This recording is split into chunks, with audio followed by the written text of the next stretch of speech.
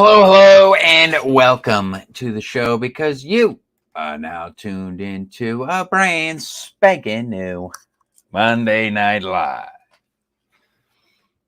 aka the Hangout stream, aka the Chill stream, all fired up, ready to have some fun for September 25th, 2023, and brought to you by you know who, yours truly, the man, broadcasting from behind the curtain. You know who I am. Because if you don't know by now, you can visit www.livefreeliverich.com or simply Google this name and you'll find out. How you fine folks doing tonight? A little bit of technical difficulties here. I'll figure this out real quick.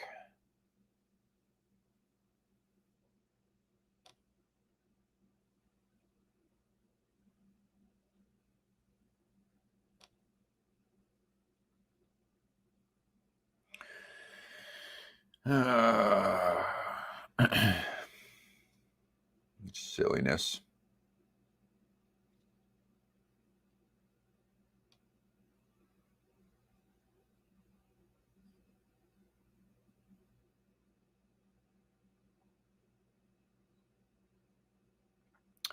Silliness.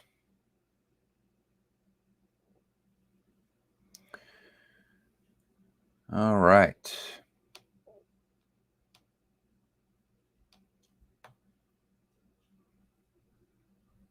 Looks like we are just about ready to rock and roll here. How you guys doing? You have a week? How you doing out there in internet land? Are you surviving the, how young is too young to become a published author? Stay tuned because you might find out tonight during our Hot Topics segment. I'll be cleaning out the old closet during tonight's announcements, and prepare yourself for a double dose. That's right, a double dose. That's 1, 2 of indie authors receiving critical reviews. But before I get to all that, I like to take this time and slide right inside my first segment of the night, where I like to shine a spotlight on some books. That's right. That are currently available or coming soon to an online store near you. Yes, it's true. And this first one, I believe this first one was a Discord request or suggestion, I should say. It was suggested to me through Discord, so there's nothing to show as far as social media goes. We'll just plop it right up onto the screen, shall we?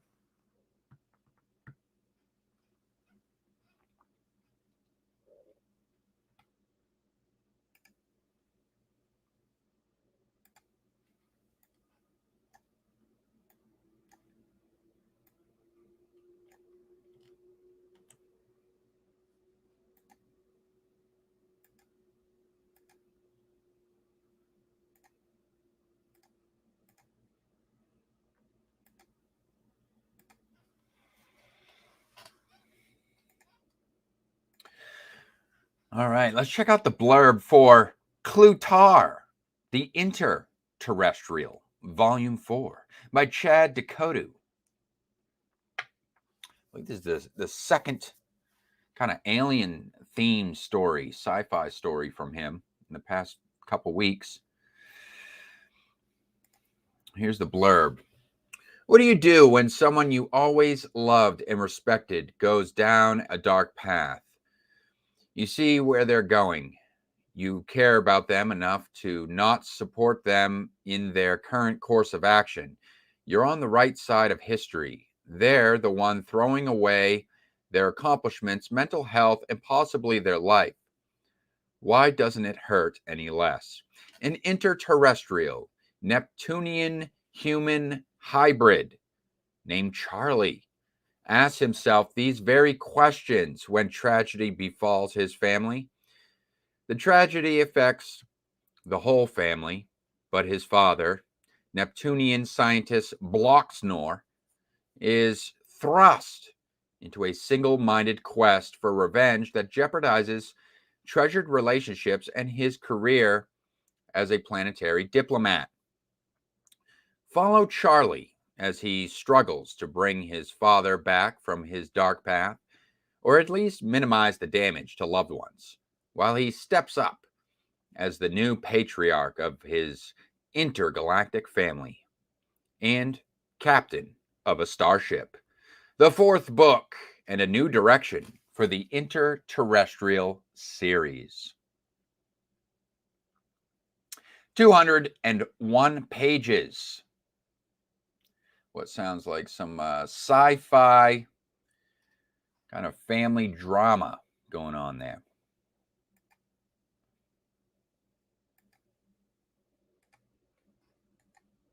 Good old sci-fi family drama. Perhaps a space opera, if it took place in outer space. I don't think it takes place in outer space.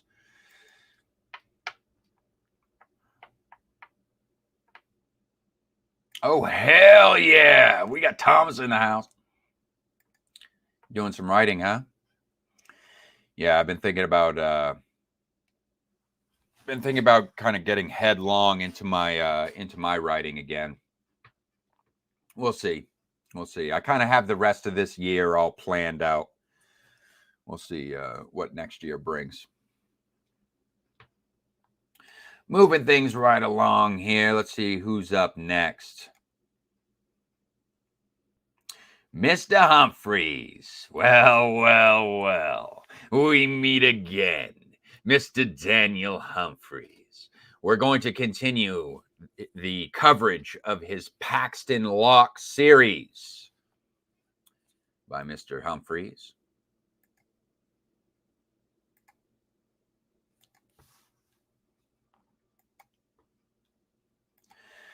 This one entitled A Vital Breath, which is book number 6 in his series.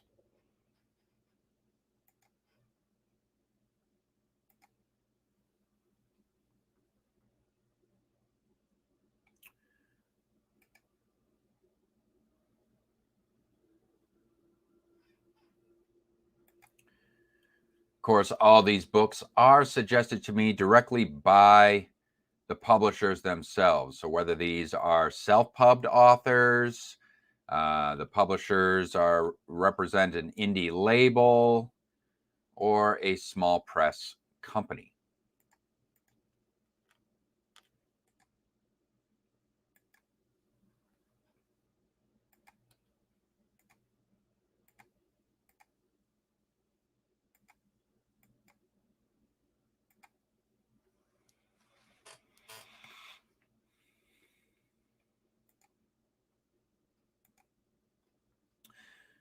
Vengeance came at a high cost.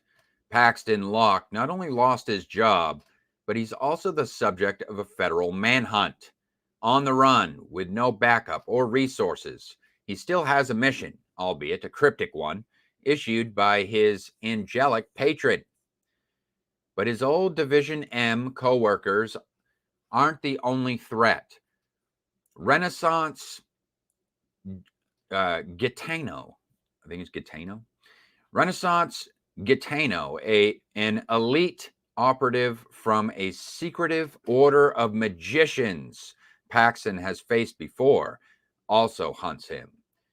She will go to the ends of any earth to bring him to justice and satisfy her own need for revenge. With hidden and overt forces of the world arrayed against him, can Paxton Locke answer the call and save the day yet again? 232 pages, horror, paranormal, urban fantasy, horror literature, and fiction to tickle your fancy.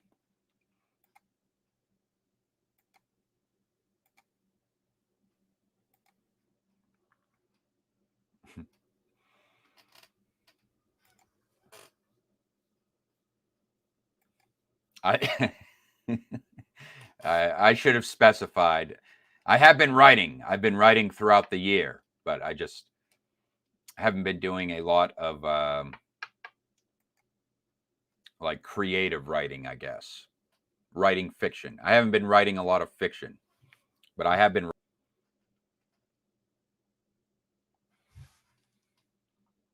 mostly editorials and essays.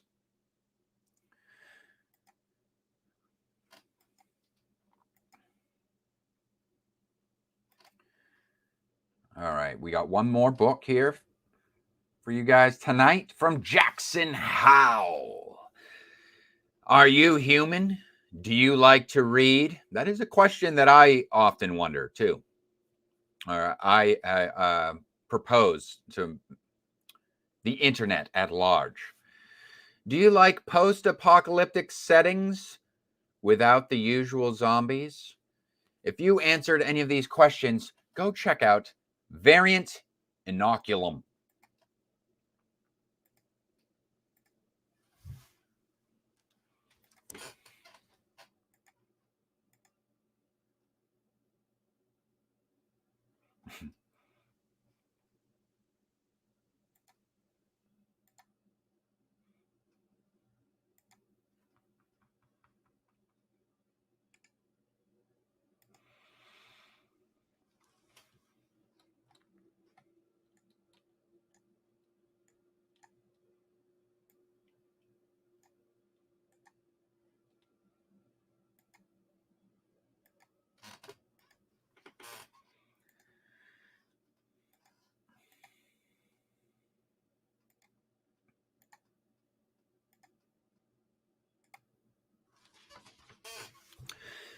All right, Variant Inoculum. This is episode 1, The Colony by Jackson Howl. I think this might be a first for the live stream, if I'm not mistaken, because this is actually presented as a short story.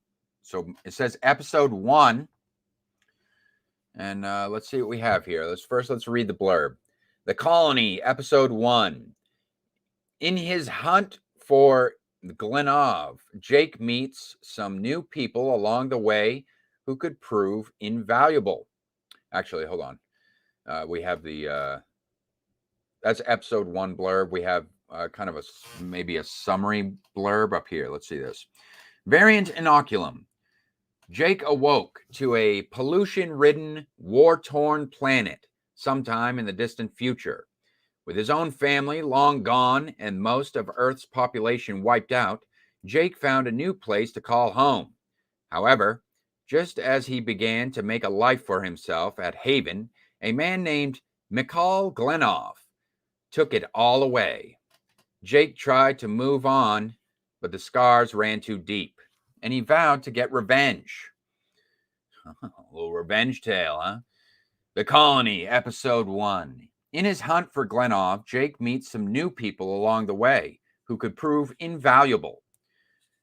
Will the lone wolf stick to the fringe where he only has himself to worry about? Will the lone wolf stick to the fringe where he only has himself to worry about? Or will he let himself get invested in building a new home? So perhaps maybe some character introductions here. 27 pages for episode 1 of this series.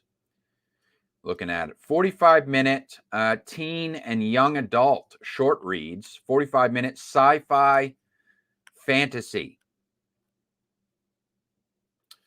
So that's cool to see.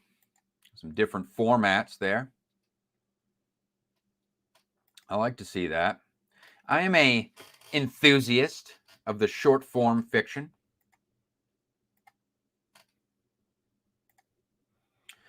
And those are the books. Yes. Those are the books for this week. So if you guys watching this on the replay, in post-production, I always put up a poll. And you guys can vote for which one out of those 3 books you thought had the most text appeal. In other words, which one out of those 3 aforementioned titles would you be most likely to pick? And if you'd like to discover more from the independent market, you can head on over to my Shorts tab or my Playlist tab. and open yourself up some mystery packs. Inside each mystery pack, there will be a cover card that reveals a book from the independent market that was recognized by the Live Free, Live Rich network. And inside the description section of each video, you will find a link to an editorial written specifically on that work by yours truly. I noticed one thing, just a note on that. I noticed one thing with the short videos. YouTube is, they're always like changing things on the platform and, tweaking little things here and there. And I couldn't help but notice that the short video format, for one, I'm not even a fan of the short video format. They're like under a minute or whatever videos, like 30-second clip videos. Like, I'm just really not a fan. It's not necessarily just the videos themselves, because some of the videos could actually be worth looking at, but it's just like the way in which they're presented. Like, they just want you, these social media companies just want to suck you in to an algorithmically served fucking endless string of like brain rotting short clips. That's it. Just like you're bombarded with just all these short clips that may or may not actually be related to one another in any shape, fashion, or form. It's just like, oh, you could go from like, animal videos to some stupid prank to like some, dance video. Like, you're just like, what the hell am I watching here? What is going on? Next thing you know, an hour has gone by, 2 hours have gone by, and you're like, this is a waste of time. So one thing that I kind of did was like, all right, well, like, it would be cool if there was like more people who like actually read books and stuff. So like what I did is like, I wanted to start reading more indie books, which this would be a good segue into the next segment here, which is the reader's review. Now, I don't actually, unfortunately, I don't actually have any short form reviews to share tonight, but back on that idea of the shorts videos. So one thing that I do is like, I write editorials, which is more of like a formal critique style review for all the indie books that I read. So one thing that that I like to do, and kind of in my spare time when I'm reading indie books, is to write a review for them, because not very many people review indie books, or excuse me, there's not that many reviews on indie books, in other words. So usually when you're reading an indie author, you might actually be one of the first people to actually leave a review or write a review on that piece of work. So for me, that's very exciting. I actually enjoy that. But one thing is like, not only getting people to like check out the book itself for themselves, but how do they do that? So I thought, okay, well, maybe how can I use these shorts? So really for me, like, the shorts tab was just about how can I come up with a way to try and get people away from this mind melting string of endless fucking pointless shorts videos, and get them to actually read. Even if it's only just an editorial, which most of my editorials are only about 1,000 words. I try to keep it around 1,000 words. But it's 1,000 words on an indie book. So if it interests them for indie authors, or if just by reading the editorials, it inspires them to want to start reading indie authors for themselves and start writing their own reviews, then I feel like I've accomplished something in that way. But one thing I noticed, and what this whole preamble was all about, was that I noticed that YouTube, I don't know if this was a recent thing or if it's always been this way and I'm just now noticing it, but I happened to click on one of my short tab videos, like, so it actually came up in the shorts format. as if someone would see it. And I look in the description and I notice that the fucking link is disabled. So you can't just simply click the link. The link is still there in the description, but it's not there's no hyperlink attached to it. Like you can't just click on the words and it'll bring you to the article. However, if you go to my playlist tab and you click on the mystery packs playlist, it will play the videos as if they were like a normal, you were just watching a regular YouTube video, and the hyperlink works in that description section. So like if you're watching this and there's links down in the show notes in the description box, those should work as hyperlinks. But I noticed that YouTube did this sneaky little thing. I'm calling sneaky. I mean, it's their platform. Technically, they can just do pretty much whatever they want. But for me, it's just like one of those little things that the technocrats do, that it's just like, really? Are you that fucking hard up for attention that like you just don't want people just by chance to click on a link in a description box once they start, flipping through shorts videos? I don't know. It's just those little things. It just really rubs me the wrong way. And it just kind of sheds light on like who these people actually are that run the show behind these social media platforms. And I just don't really think highly of them. I mean, at all. I just don't. It's just little stupid things like that. Because at the end of the day, they need content creators. Maybe not all content creators. They don't need all content creators, just to make that clear. But at the end of the day, it's content creators that literally made their platform a success, made this whole YouTube thing a success. Just people willing to use the platform.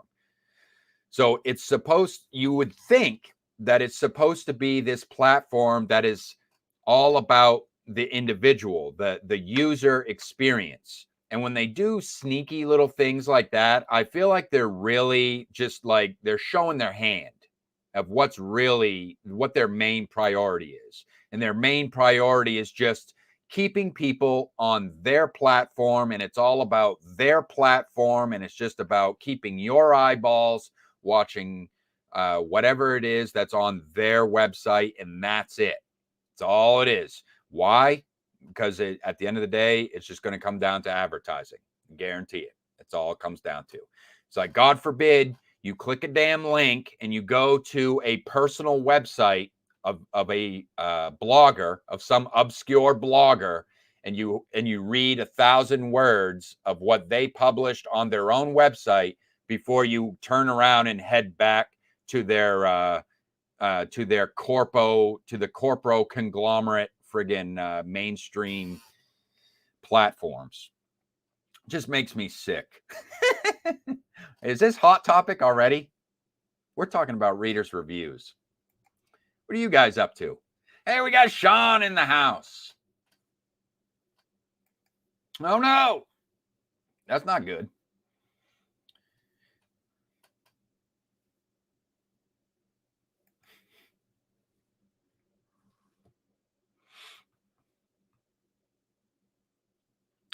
So the reader's review, I'm going to get to your comments, but the reader's review, before I went off on that tangent, is I want to read reviews that you guys are writing. Are you guys reading indie books?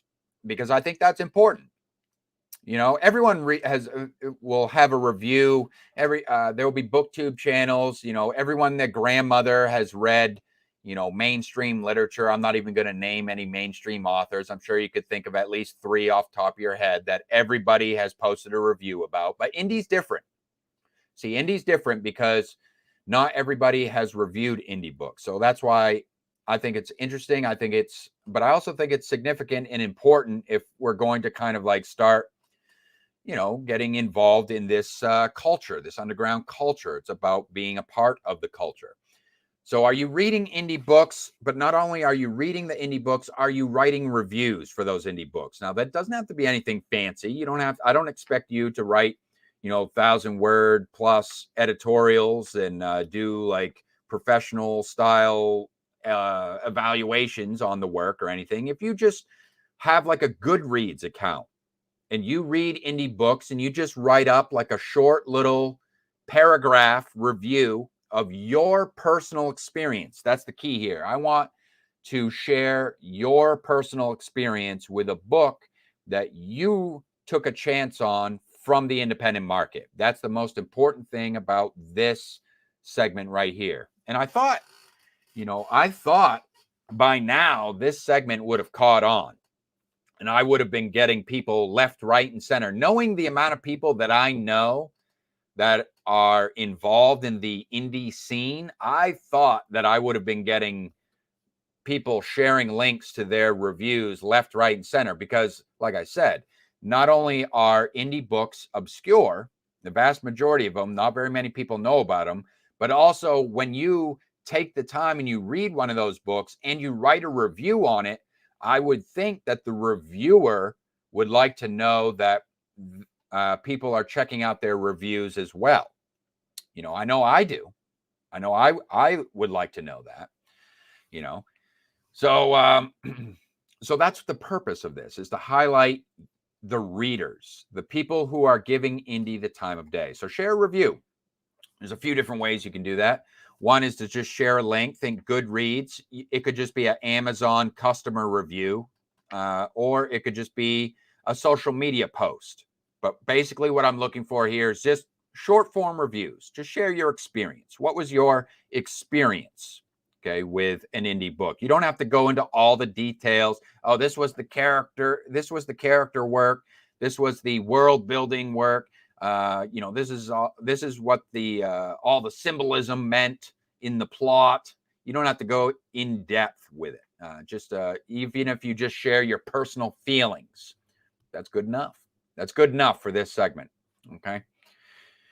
You can share that link, but also authors. Okay. So indie authors, if you have a reader that you noticed actually took the time to read one of your books and left a review on it, and you'd like to give them a little shout out and have them highlighted, then this is a place where I can kind of do that on your behalf, right? I can kind of be that moderator, middleman type guy to do that.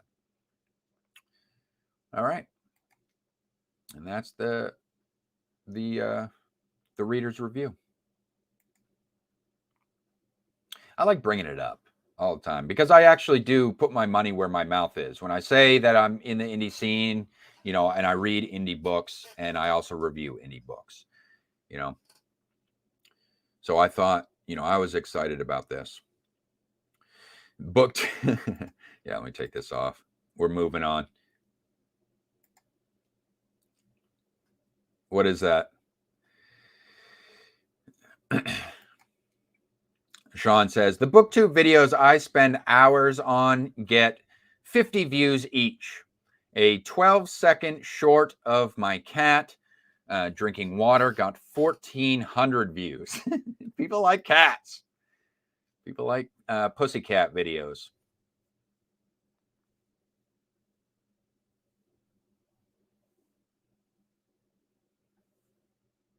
You mentioned that. It was a little bit of a hot take. I remember that one. You don't read indie books.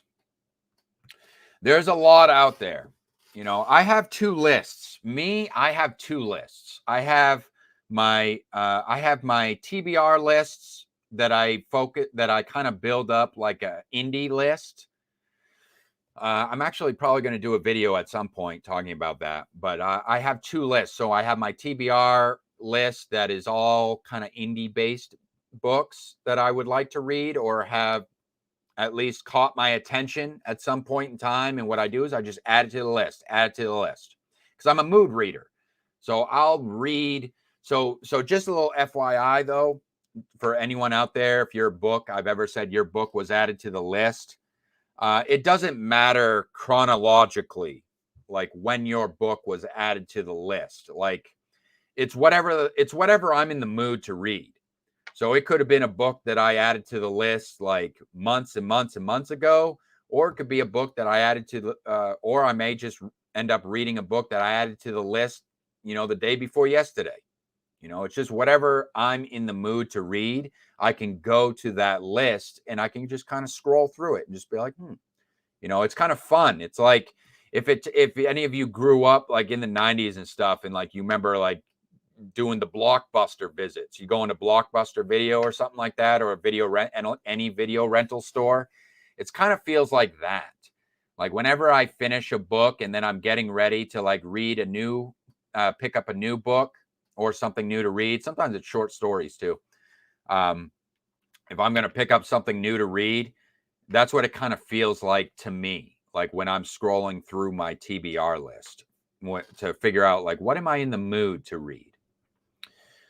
But then I have my bucket list. That's my second list, my bucket list, if you will. And really I just name it the same, something different, just so I can distinguish the difference between the two. My bucket list is all my classics, you know, whether it be classics, it could be contemporary as well, but it's the more what would be like the mainstream, or I guess what you would consider more pop lit, like the popular literature, the popular titles, that type of stuff. You know, the things that, you know, I would like to read at some point in time before I kick the bucket. But this year, I haven't read as much indie. This year, I have been reading a lot more from my bucket list, though. Indie's hard because, again, with the indie reviews, like not very many people. It depends. Like, I would like to think that you could build an audience off of reading indie, but it's difficult because a lot of people read the mainstream books and the popular books because they want to kind of tap into that audience. They want to tap into that fan base. That's what I noticed with a lot of Booktube. A lot of Booktube is just booktubers reviewing big name authors, mostly because, you know, sure, they may genuinely enjoy those authors and what those authors produce, but they're also kind of tapping into that audience as well. Whereas indie, there's really not a audience for the most part, unless you are just someone who is involved in the underground scene, period. Like you're just involved and you just kind of keep your finger on the pulse of like what's going on, what's out there. And for me, that's a big part of it.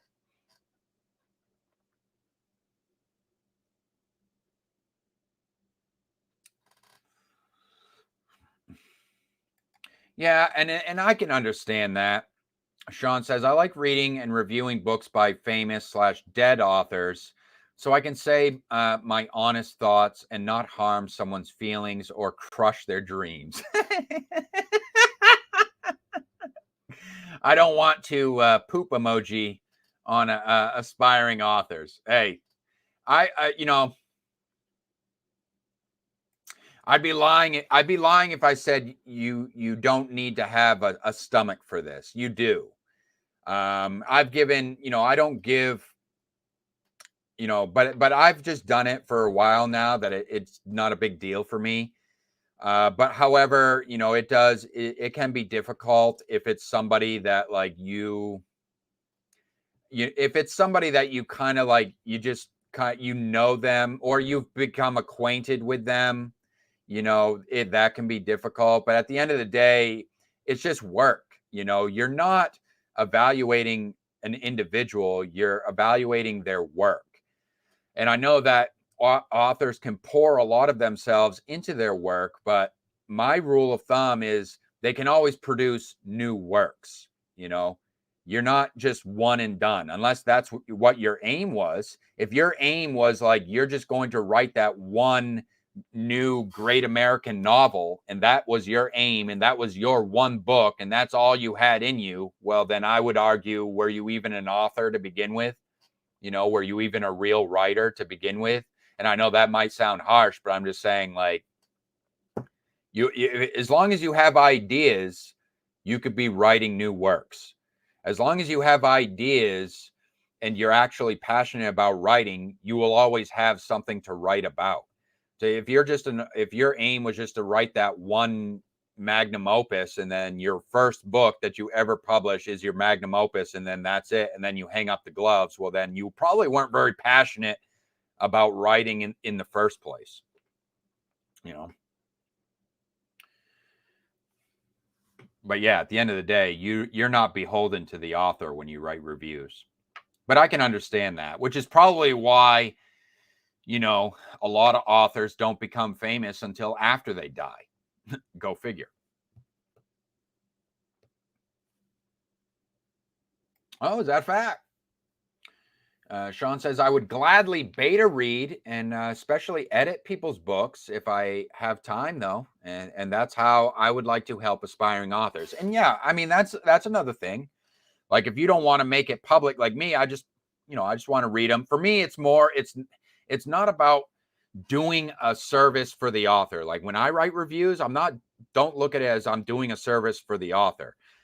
Yes. Am I including some constructive criticism as a fellow writer? Sure. That's just naturally going to happen. Whether or not the authors actually take the time to read it, look it over, if they want to take it with a grain of salt, that's completely up to them. But I'm not beholden to them at all.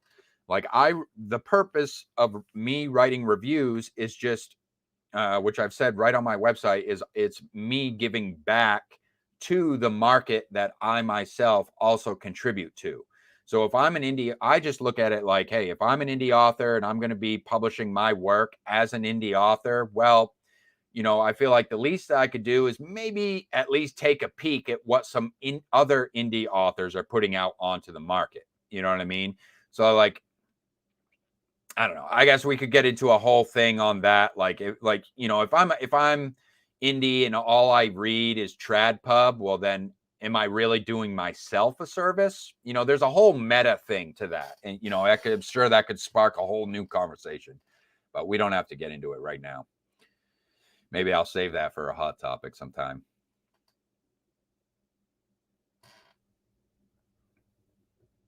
Oh, really? All right. Maybe I'll sift through it, and maybe I'll pick one out. Perhaps, if I find one in there. I'll do that. Since you're suggesting it live on the air, you got some indies, both authors from the 80s and 90s. All right. Dude, that sucks. See, that's why I say, have your own blog too. Definitely have your own blog. And there's free websites where you could set up your own blog, but yeah, that sucks, man. I can't, man, it just gets me riled. It gets me fired up, dude. I can't stand these technocrats, man. It's like, what are you? Are you a publisher? Are you a publisher, or are you a platform? It's like they want to play in this like gray area where it's like they want to control the content that's on the website. They want to almost dictate what kind of content is allowed on the website, but also reap the benefits of being considered a platform and not held to the standard or the responsibilities of what a publisher would be. You know what I mean? A publisher, there's certain laws and stuff like that in place that, from what I've heard, that publishers are held to certain standards and can be held responsible for what's on there in other words, under copyright law. But if YouTube is a platform and not a publisher, then they're protected from, certain copyright, protected from certain types of litigation, if you will, under copyright law, because they're considered a platform and not a publisher. But then you turn around and YouTube wants to start dictating what kind of content is allowed on the platform. Well, now you're kind of dipping into that gray area where you're like, okay, are you a publisher? Are you an editor? Put a review. I tried to post a review just past month on a book on Goodreads, and it said the reviews were disabled due to suspicious activity. So they can just like disable reviews.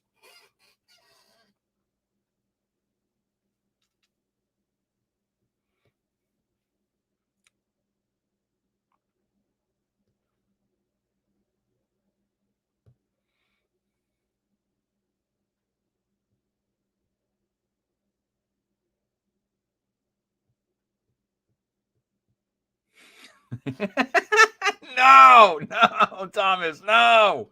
What's your pen name on that one?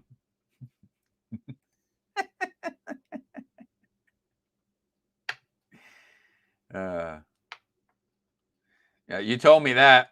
He's notorious.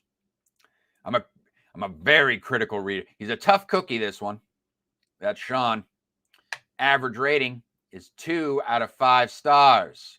I'm a softie compared to you, Sean, if that's the case. My average review rating right now is just a hair over 3 stars. It was in the 2 range, like the high 2s, but I've been getting perhaps a little bit more choosy with my reads. Plus, it probably helps that I've been reading some books this year that I've actually been wanting to read, and I already knew through the grapevine that they were good. But it was just a matter of reading them and enjoying them for myself, aka the books for my bucket list. So I'm sure those high ratings have been kind of like, boosting it. I rate them, but I just don't write reviews for classic lit because I figure why? Everybody and their grandmother has reviewed them. So, yeah, I'm sure just about the book has been reviewed, and just about every take you could possibly have, someone else has probably already come up with it.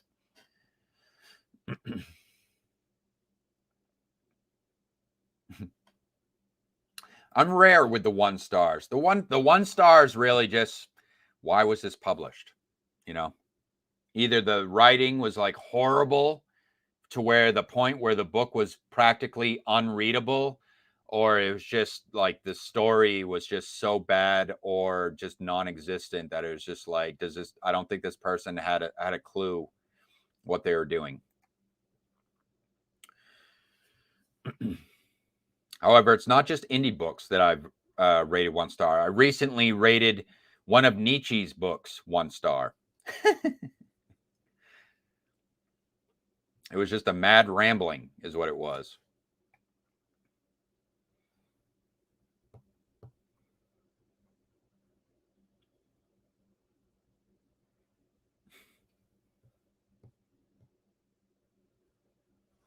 All right, let's get into some announcements. Just a couple special announcements to make, and then some housekeeping. So speaking of reviews, I want to prove it. I have receipts. So just this past week, I published a new indie breakdown, and Mystery Pack 44 reveals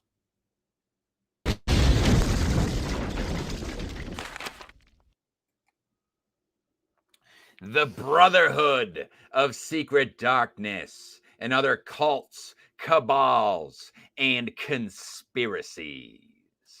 Say that 5 times fast. Yes, this was actually this is a short story collection. Now, for those of you who know, I'm a short story author. I enjoy the short format fiction. I'm about to be diving into flash fiction. So kind of shifting my focus towards flash fiction, because flash fiction is the go-to format for like periodicals, magazines, and also like multi-author anthologies. Now, this one was a short story collection by one author, Jason McQueeston there. And now the thing about this is, this editorial took some time and effort on my end, because this one actually, I told you my editorials are typically around 1,000 words. This one was over 3,000 words. Why? Because the short story collections tend to be that way. Even if I'm only writing, because what I want to do is I have 3 categories that I break down my critiques. And I try to write something for each one of those categories. But then on the short story collections, I actually want to write a little something for each and every single short story in the collection. So even if I'm only writing, like a short little 250 words, 300 words, or less even for each short story, it adds up quick as far as that goes. So over 3,000 words on that one. I will be leaving the link in post-production, but that is available on the website right now. You can check out some of the other indie authors that I've read over the years. And moving right along into some voice acting news. I do a little voice acting on the side just for funsies. You guys can check out my latest performance on The Doorway to Nightmare. This past Friday, the episode Closet Horror. What's in your closet? Featuring the voices of Mark Wheeler, Gemma Mitchell, and yours truly. So Doorway to Nightmare. This is an anthology series, an ongoing anthology series, kind of horror, thriller, mystery, sometimes dark, dark humor in this. So you get kind of a mixed bag. So each episode is a completely new story with a fresh cast of characters that are all played by real human beings. No AI voices in here. These are all voice acted, all voice actors here. And they're on their 8th season. So they're consistent, going strong, continuing to create. Each season, it's about like a full season, about 12, 13 episodes per season. It's pretty fun.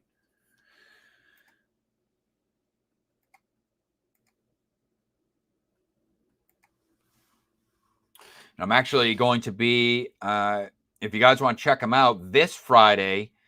So new episodes premiere every Friday at 7 p.m. Eastern time.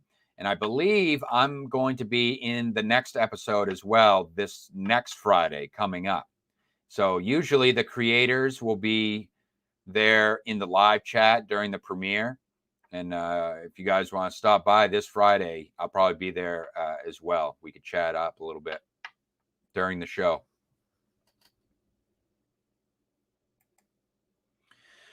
And if you guys have some work that you'd like to have featured during an episode of Monday Night Live, you can join one of our group servers. Those links are always in the show notes down below. We got the Gilded, we got the Discord. You can join one or the other, or both if you want. I have all these channels set up where you guys can share various different links with me. And keep me on the up and up with whatever it is, the creative endeavors you're working on.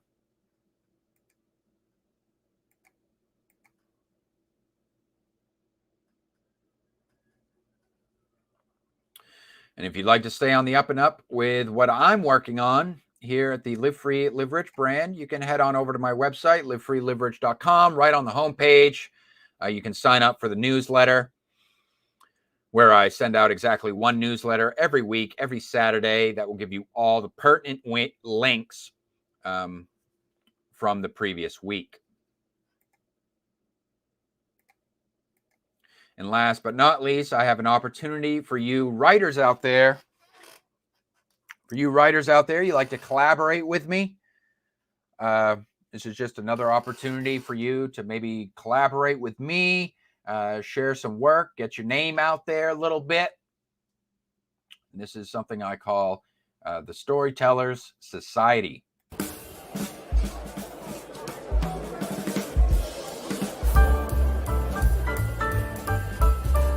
The Storytellers Society, still accepting open submissions. This is a public collaborative project, basically an outreach program, really, for my peers in the writing community. What I'm looking for is flash fiction for this project. Flash fiction for this project is fiction that is between 500 all the way up to 2,000 words.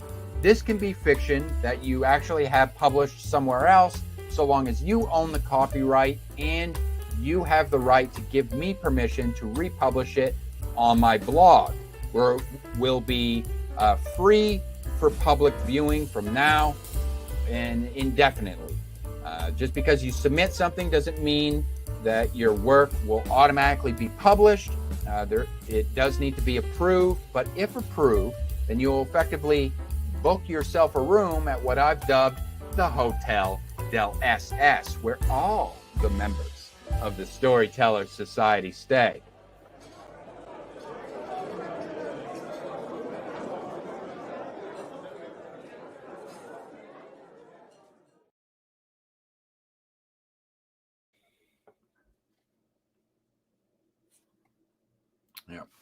Yeah, that's a project that I plan on, just keeping it going. I just keep it going. I advertise and market that project on a weekly basis for basically on the behalf of anybody who contributed to the project. So kind of public collaborative. All right, let's get into the next segment here, reading time. And speaking of reviews and editorials, we do have one for tonight. And this will be the second time that I've read something from this writer, this reviewer. And this comes from Katie Room. Katie Room, it says, "Oh, cool. I've reviewed Leon's work before. Nice to see a shout out for him. I review indie, sci-fi, and fantasy on my website." So she reviews indie, sci-fi, and fantasy specifically. She was giving a shout out to an author that I had featured on the show, and apparently she had actually read some of his work. So I thought that was really cool. So it was kind of made a little bit of a connection there. So I like that. Starting to, people are starting to make connections in the grapevine of this indie scene. That's what I like to see. And we're going to be checking out her review that she wrote on The Governess of Greenmere by Paul Leon. So it's an editorial written by Katie Room, and it comes via her blog, Periapsis Press, over at periapsispress.com.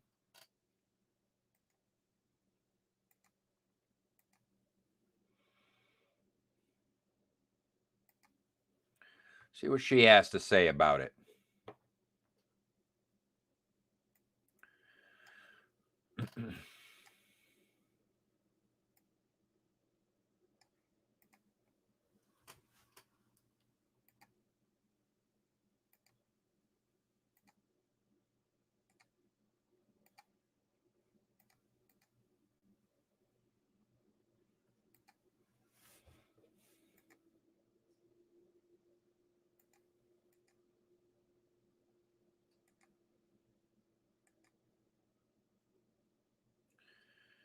All right.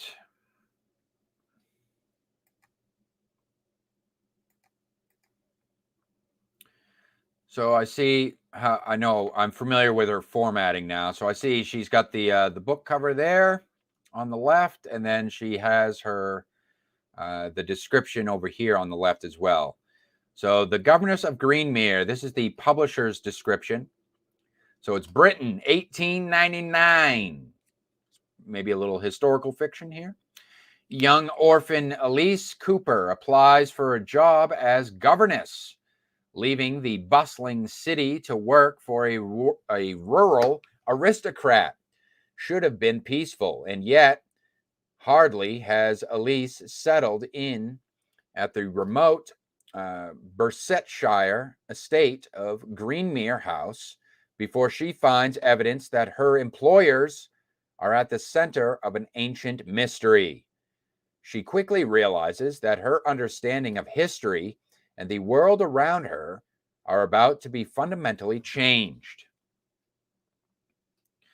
Armed only with her good common sense and strange abilities she didn't know she had, Elise finds herself pulled into a shadowy otherworld, the scene of a great battle between good and evil.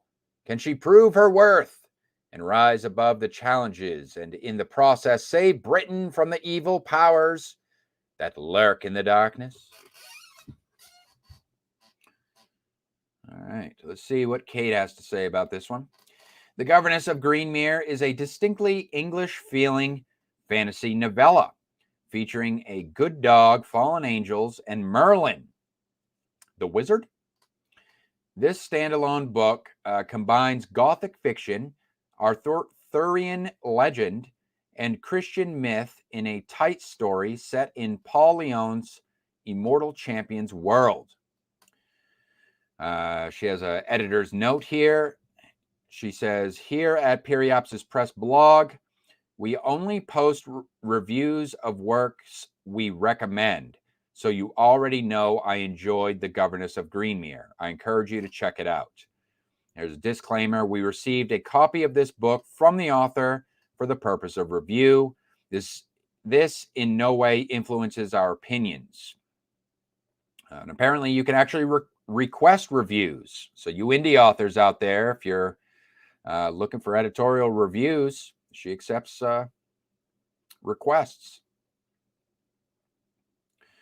So this review contains minor spoilers. All right, Gothic fiction. The story begins with a pensive and foreboding tone reminiscent of Gothic romance novels.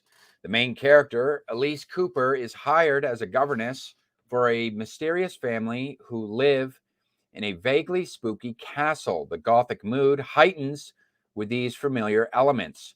Paul Leon takes his time to craft the atmosphere, resulting in a brisk pace driven by the suspense and the unknown. From this setting, the reader begins to look for the semi-supernatural phenomena long before anything truly fantastic occurs. The female lead suggests the romance subgenre, but as more answers emerge, it becomes apparent that this story will share more with Gothic horror. Okay. English mythology. Supplementing the Gothic tone is a distinctly English flavor. Tea and crumpets. The plot incorporates the legend of King Arthur, and Merlin is a central character. Incorporates the legend of King Arthur, and Merlin is a central character.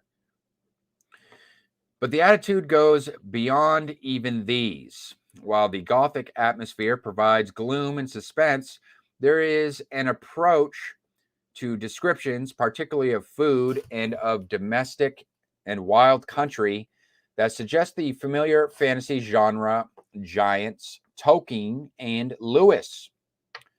The suggestion is strengthened by the blend of history and fantasy, fantastic creatures that can be either dark or quaint, and the trope of the noble feminine. Now, what I'm wondering is, like, what is the actual plot itself? I wonder if she's going to get into that. Because if you look at the, perhaps she'll get to it, but if you look at the cover here, if you could see on the cover, you see, this, you see this lady over here on the right, but then if you look at her shadow, it almost looks like that's where the fantasy element there, because it looks like she's wearing armor and she's holding a sword.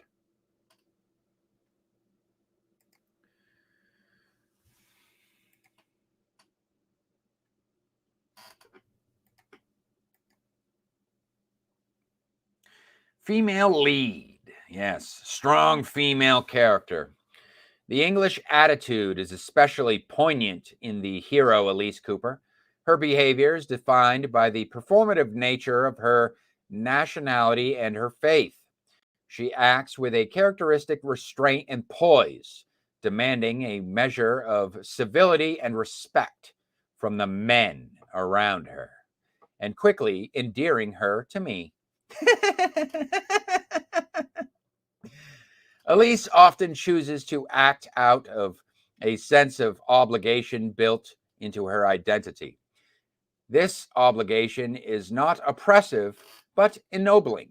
It spurs her to react for those values of God and country that she cherishes, even when tempered, which is very well done as the temptation suits her personality. She acts with conviction and does not waffle in doubt. She's got regular Mary Poppins going on here. Overpowered. Elise, once her abilities awaken, has a great deal of firepower at her disposal. As long as she has a chance to catalyze her magic, there isn't much that is able to stand in her way. So much so, in fact, that she stomps the bad guy twice. However, I hesitate to label her a Mary Sue, certainly not in the prevalent sense. Elise may be overpowered, but is not all-powerful. There are problems and situations where her abilities are either locked down or inapplicable, and she must rely on her allies. Furthermore, she doesn't know everything and, again, must rely on those around her. I think that's a good trait for a female character. Even a male character, too. You know, you don't want to have the Gary Stu, Mary Sue. You know, you don't want to have like a flawless main character. Nobody likes that. It's kind of boring. This treatment of Elise as a hero alongside worthy companions is perhaps the most important to her not Mary Sue-ness. Elise's power and understanding are never held up in contrast to her allies. She does not demand their acknowledgement or put them down in some imitation of banter. So we have the Christian myth here. Leon plays with mapping some aspects of the other world to real world concepts in the second half of the book. While I felt this undercut some of the pleasure of wondering, these are very interesting. Dante's Limbo, Repentant Fallen Angels, the souls of deceased infants. And I was slightly behind Elise in figuring it out. This is mainly due to the fact that it is not assumed that there is an allegorical correlation from the beginning. That being said, perhaps if I had read some of Leon's other works in this Immortal Champion setting first, my experience would be different. Yeah, I guess knowing when a piece of work falls on a timeline could make a difference as well. But it's not always publication order either. So Gothic horror and heroism. The thematic impact of The Governess of Greenmere is what puts it clearly into Gothic horror. While this may not be intended to produce a feeling of horror per se, a battle between humanity and unnatural forces of evil combined with the rumination on morality, philosophy, and religion take place in the disquieting setting. However, the ending is not fatalistic or unhappy. I, for one, am familiar with some of Kate's work, and I know that Kate is not a big fan of the unhappy endings. Elise desires to be an active part of a return to the heroism she admires in the legends of King Arthur, someone who can defend and promote good. Throughout the story, she is enabled to do so, and when she follows through on turning that desire into real action, she is granted true responsibility. Thus, the conclusion of the story is anything but dark, certainly not nihilistic. A return to heroic ideals is possible, and diligence in behaving heroically is not vain. And you can check it out. She leaves a link there.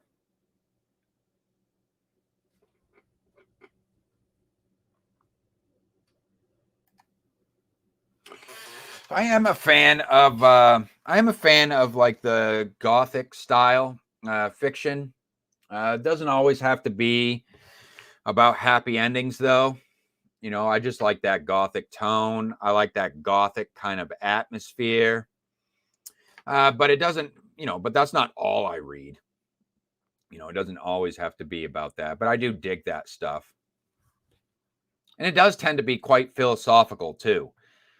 Because I do get into that as well. Because this year, I read Mary Shelley's Frankenstein, which is extremely philosophical work. It's almost borderlines on essays, really. Just glorified essays. But yeah, I liked that. And it's also, I heard, not only is it Gothic fiction, though, an example of Gothic fiction, but I guess Mary Shelley's Frankenstein also kind of paved the way for sci-fi, for science fiction, is kind of recognized as one of the first science fiction, recognized as one of the first stories to be kind of labeled in the science fiction genre. But thanks for sharing that. Thanks for sharing that review, Kate. If you guys would like to contribute to Reading Time, it could be editorials, essays, short flash fiction stories, something short, roughly around 1,500 words, 2,000 words, preferably. It could be a first chapter of a novel, something along those lines. Your poetry, even. If you want to share your poetry with me, I'll check it out. I may give some first impressions, and that's about it. This segment isn't about me giving critique. There's a time and a place for critique, but I may give, kind of my first impressions as just like a reader who's coming across the work for the first time,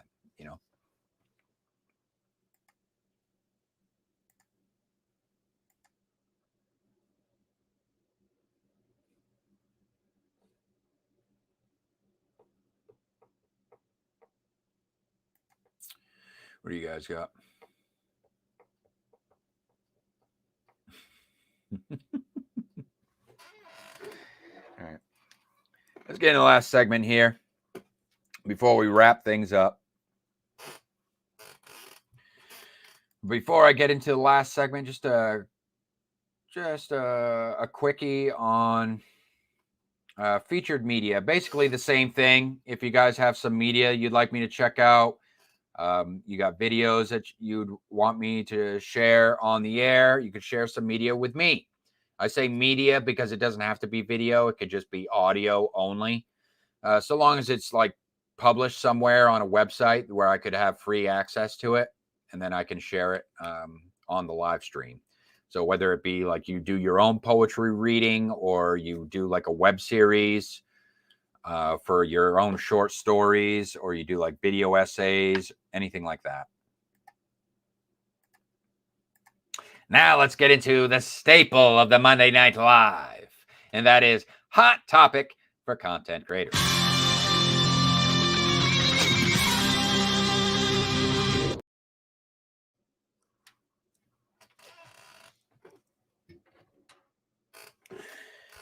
Yes, hot topic for content creators. This is where I pitch a hot topic to you guys, and then you guys turn around and create your own content on said topic, or else you're always welcome. Just go ahead, drop your comments down below, or check out any of my previously pitched hot topic videos, and you guys can join the conversation, and we can kind of embroider these topics together.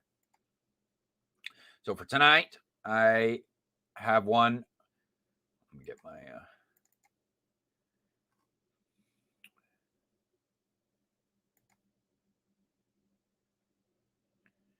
So tonight's topic revolves around indie author folly.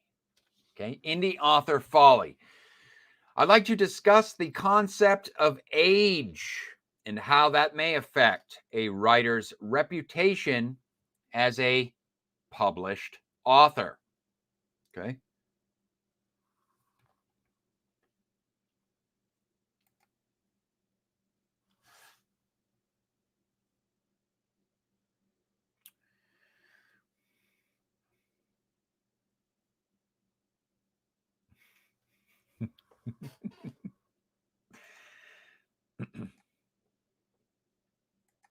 What's that? What's that, Thomas? You hungry?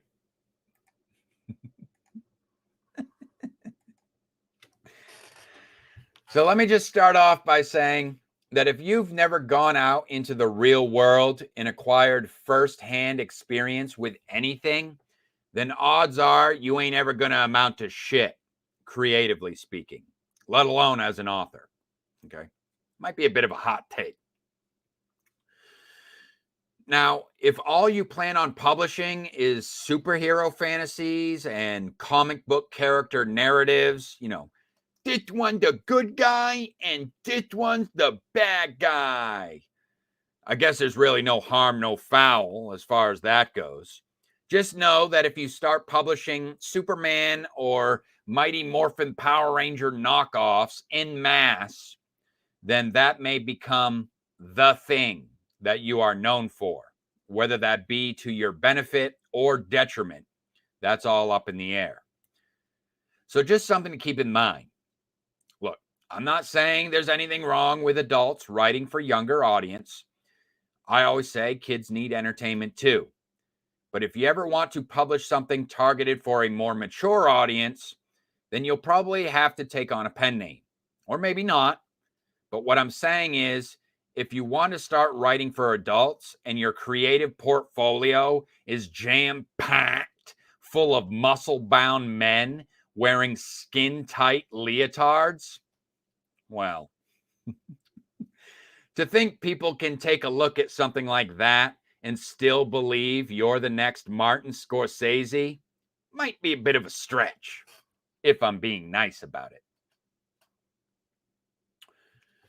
So what I'm saying here is to be aware of what it is that you, as a writer, are choosing to share with the general public, because that is how you will build a name for yourself as an author, which is just a writer who has published work. Which brings me to my first bit of advice for young folks who are aspiring authors. I know the thought of having published work may sound very exciting to you, but do not let that excitement cloud your judgment. What seems cool and interesting to you at a young age may not seem so cool when you get older. However, I don't want you to think that I'm trying to discourage you from writing. Quite the contrary, actually. If you are a teen or in your 20s and you aspire to be a published author, then by all means, write to your heart's content. But just because you write something doesn't mean you need to be making that thing public. Once you go public, you aren't just creating stories anymore. You are now a public figure who is creating a reputation, which is a whole other ballgame. And the last thing you want to become known for, especially in this age of social media where your work could go viral without warning, is something you published during the twilight of your childhood just before you left home for college. Okay? No bueno. All right? Odds are you're going to regret it. So practice your craft. Write as much as you desire to. You can use your time to focus on learning the more technical aspects of writing. Also, since you're not planning on publishing until you've discovered who you are as an individual, you can afford to play around and familiarize yourself with all the fundamental elements of storytelling. You can utilize your younger years to not only practice your writing, but also to become comfortable learning from your mistakes. Get used to receiving feedback. And if you're still in school, then take full advantage of that academic setting to seek out critique partners. As you gain experience, you'll be able to tell when someone is new to writing, not necessarily by their age, but through their ability to receive criticism. When you're young, don't be afraid to go crazy with it if you want. Explore all those weird ideas that you think are profound or even Shakespearean, but make sure you hold on to all that work. Tuck it away in a folder that's filed somewhere safe and secure, or make sure it's saved on a flash drive of some sort. And then, when you're much older and you've had some life experience, that's experience IRL for you message board nerds out there, you'll be able to look back on that work with a new outlook, and maybe, just maybe, the cringe will not kill you. You will thank your lucky stars that you heeded my warning and refrained from publishing that teeny bopper coming-of-age tale in which your self-insert spends a full page and a half contemplating the meaning of his Bifnar. Okay?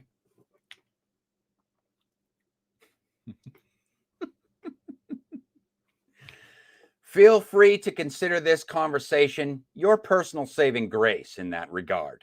But the reality of the matter is, nobody is going to take you seriously until you've reached a certain age and or acquired a certain degree of success. As a general rule, I would say, don't expect anyone to start receiving whatever it is you're putting out into the world with any semblance of good faith until you've at least reached your mid-30s. Unfortunately, the reason for this may have absolutely nothing to do with the merit of your work. I'm not saying it's impossible to write good material in your teens and early 20s. It's just that it's implausible based on your personal circumstances. So live it up. Go out and touch grass. Smoke some while you're at it. A little puff, puff, pass, if you will. Don't be afraid to raise a little hell. Paint the town red, as they say. Going on adventures during your youthful years is socially acceptable. Like, you're practically expected to do things like that when you're younger. Because when you get older, it's just not the same. And in some instances, it can come across as pretty fucking lame, if we're being honest. I told him, I said, calm down, Indiana Jones, before you go out there and break a hip. But do you think he's going to listen to me? Hey, can someone warm up his applesauce, please? He'll be back home before Jeopardy, trust me. Now, don't even get me started on his sister. That one's pushing 60 and thinks she's still built like Lara Croft. Can you believe it? Oy vey. What do you think, huh? Am I making sense here? Or am I just being ageist? Are you an aspiring author in your early 20s and under the assumption that your shit don't stink? Are you a young treasure trove when it comes to the written word? Perhaps you wouldn't mind sharing a little bit about your future best-selling whip, if that's the case. Drop me a comment and tell me how you really feel, and maybe I'll find out.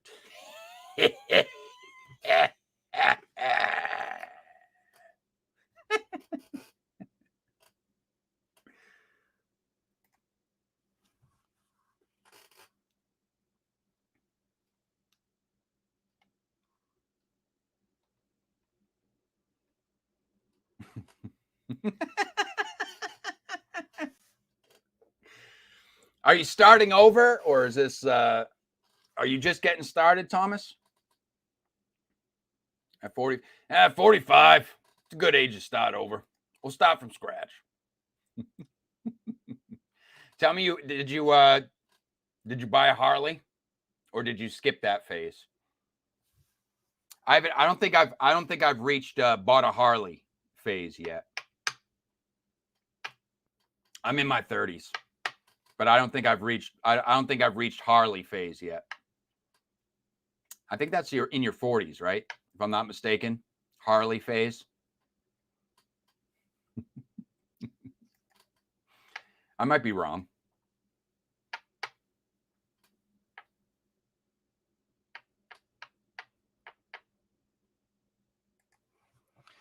See, kids, dreams do come true. Thomas says, oh, God, no. I've been a full-timer for more than 15 years. Had my motorbike in my 20s. Oh, shit. Are you in a motorcycle club? Sports car in your 40s, yes. Oh, yes, that's right. You know, I stand corrected. It's not Harley. It's a sports car. Typically Corvette, I think. In Maine, I often see a lot of old men driving Corvettes in Maine for some reason. Not the cool Corvettes either, like the Stingrays of the 70s. You know, not the Stingray Corvettes, like the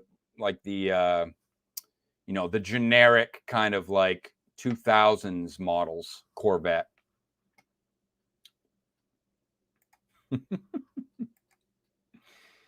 Yeah. All right. I'm about ready to wrap it up.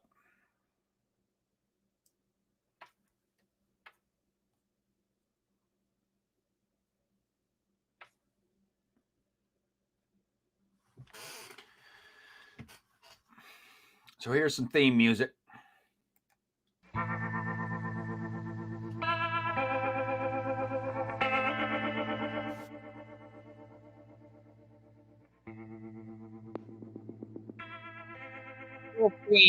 I'm going to do something different now. I call this theme music, but really, here's what I'm going to do from now on. When I play the theme music, I'll just say, first thing that comes to my mind when I hear this, or when I was listening to this score, is the old idiom, easy come, easy go.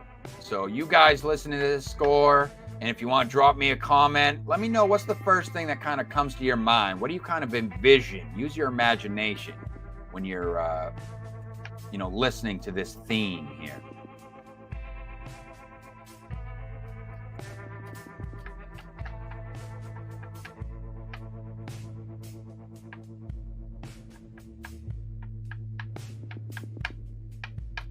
Oh, you'll write a superhero movie for me? Superhand, the meatiest superhero that gets to the meat of the issues. Join him and Fat Man as they save Thanksgiving. It's only called upon one time a year. He's meaty. He's meaty. He really fills out those spandex.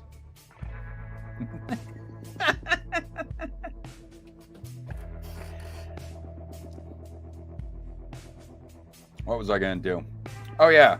Okay, let's check out the comments.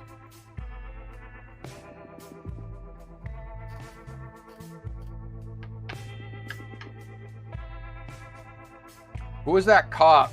Wasn't that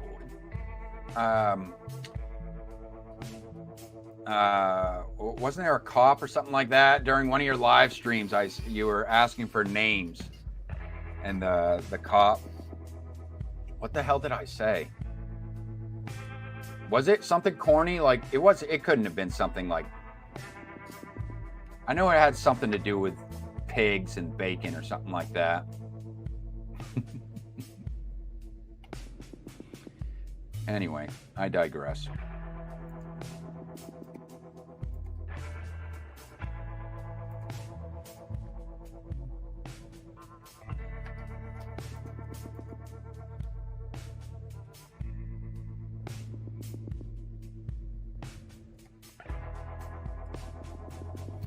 All right, here's the comments from the previous week. A newbie to the channel here, Eyes on Indie. I had tagged her channel. I was doing a Booktube tag video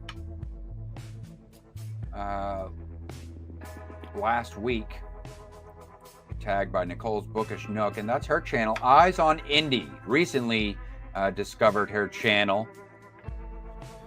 And yeah, she's doing some shout outs over there, some indie authors. Stay on the lookout for other people interested. And another, I believe this is an author. This is one of the authors from last week's show, stopping by the channel. So that's cool to see. It says, thanks for the mention, Jonathan. Massively appreciated. Oh, hell yeah. Hell yeah, brother. Oh, hell yeah, brother. And also, let's see, we got some mentions. Speaking of mentions, just a quick shout out to Sam Harrison. He's another channel there, because I had tagged his channel as well. So two out of 3 people responded. This is unprecedented. It's unprecedented that I've had this many people respond when I tag their channels. Because usually I try to tag people. When I do tag videos, I try to take it as an opportunity to tag people that I've never interacted with before on the platform, for the most part. But yeah, so Just a quick shout out to Sam Harrison for giving it a shot. And that tag was called All About the Titles book tag. So now it's time for the super secret question of the week. All right, the poll. Let's see the polls in. The super secret question of the week is a question that I ask you folks in the audience who show up live while I'm on the air every Monday night. Okay, if you're here, you show up and you're in the chat while I'm live, you can participate in the poll where I ask a super secret question of the week. All right, let's get the results. Now, I'm not going to, the rules are simple. I'm not going to reveal what the question was, but I will announce the results. And the results are in with a resounding 100% of the vote in favor of yes. And if you know, you know, as far as that goes. And BYOB is what I hear.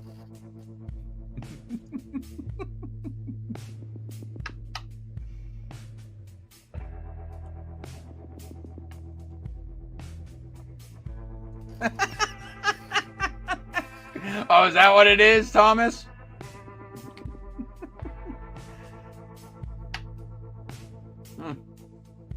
Interesting. I appreciate you stopping by, hanging out while I was live. For those of you catching on the replay, no need to be shy. You can drop me a comment down below. I just like to know who took the time to stop by. And that's it for the live stream. That's it for the show tonight. Hope y'all had some fun. Hope y'all discovered something new. But don't fret, because guess what? I will be back here for you next week, same time, 9 p.m. Eastern Standard Time. That's 6 p.m. Pacific. Have a good week.